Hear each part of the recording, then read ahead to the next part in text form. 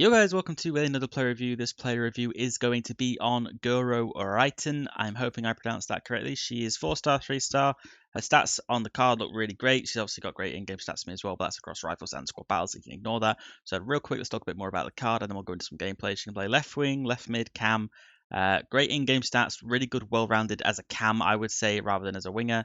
Playstyles wise, she's got loads of playstyles: finesse shot, dead ball, whip pass, incisive pass, rapid, relentless, quick step. A bunch of really solid ones that you'd want for a forward. But we'll talk a bit more about playstyles in a minute. We're going to go look at some of the gameplay in a sec now, and we'll talk a bit more about the card as a whole and how she feels to play. So, Guro Reiten then. If you wanted my initial straight up opinion of her, just based on her cost right now of where she's at, I think she's a really good value card. She's unbelievably nuts, as are most high ranking women on this game, high rated women on this game. 4-star, 3-star, it's pretty average as it comes off on the bat straight away. 4-star skill moves are pretty typical on most sort of cams and forward players right now. But let's talk about some of the positives. Firstly, her alternate positions are great for chemistry. If you are someone that is struggling to build teams, I know you can change in games so the positions don't matter all that much anyway. But if you are someone that struggles with chem, trying to build teams or whatever, left wing, left mid, and cam, it means that she can play all over the place and slot into different teams and help you out where you need it. Again, it's not something people think about a lot when they think about the cards, but she is really positive in that sense. Secondly, I think this card is just disgustingly well rounded. 88 pace, 80 shooting, 86 passing, 86 dribbling, defending physical are pretty bad. But all of those like plus 80 stats are just really solid. I mean, the pace feels nice, the shooting is good, it leaves a little bit to desired maybe. Passing's pretty good. I never really have any issues. I don't notice any issues with the passing. And her dribbling is really solid as well. Combined with 4-star skills, some of the good playstyles she's got, really enjoy it. I think as a well-rounded card and as just a solid meta feel card, I think she's definitely there. Next up, we have playstyles like I just mentioned. She has so many really strong playstyles. I'll stand by the fact that dead ball feels a little bit pointless sometimes, but she has also finesse shot trait, which is pretty good. She has incisive pass, which is more accurate through passes, etc. She has whipped pass as well, which is faster paced, more curve, things like that, more accuracy on the crosses. If you're playing her at cam, you're not going to notice that too much unless you're playing 4-2-3-1. I have a formation video out for that as well. If you want to go see the custom tactics for 4-2-3-1, you can go watch that. But yeah, I mean, the crossing stuff's not that relevant, but if you play on the wing, maybe it's a bit different. It depends how you play.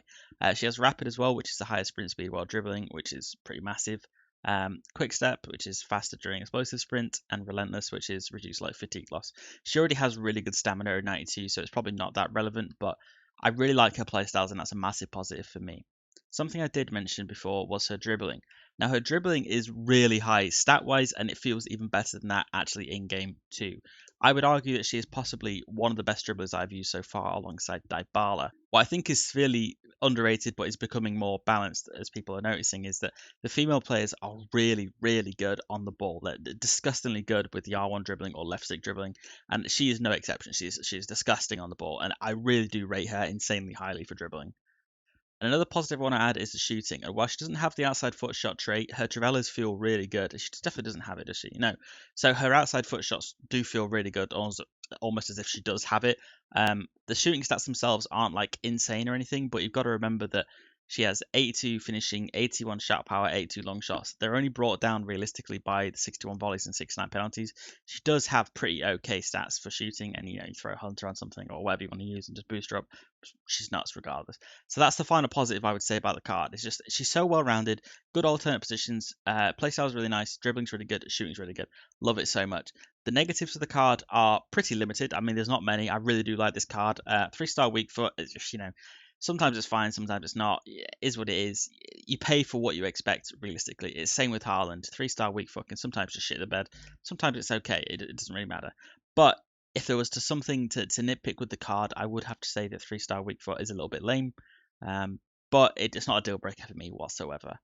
What can be a deal breaker for someone is the strength and the height, which are the last two negatives I would talk about. She isn't the smallest female in the game at 5'6", but you do notice that the strength and the height combined means that she does get muscled off the ball sometimes.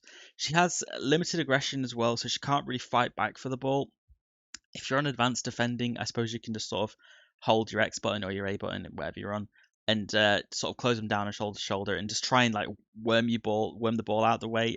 I don't know. It's difficult without that much strength, without that much aggression. 50 strength, 5'6". She's going to lose the ball a lot, and it's what you expect. But I'm really nitpicking at faults to find with the card here. I'm going to struggle to give her as a 5-star, like overall, like 5 out of 5, just because I think there are probably better players like Putellas or maybe Messi, to be honest, would be like a 5-star in this sort of role. But I do think she's a high 4-star. I think she's nuts. I think she's a really good card to try, especially for the price.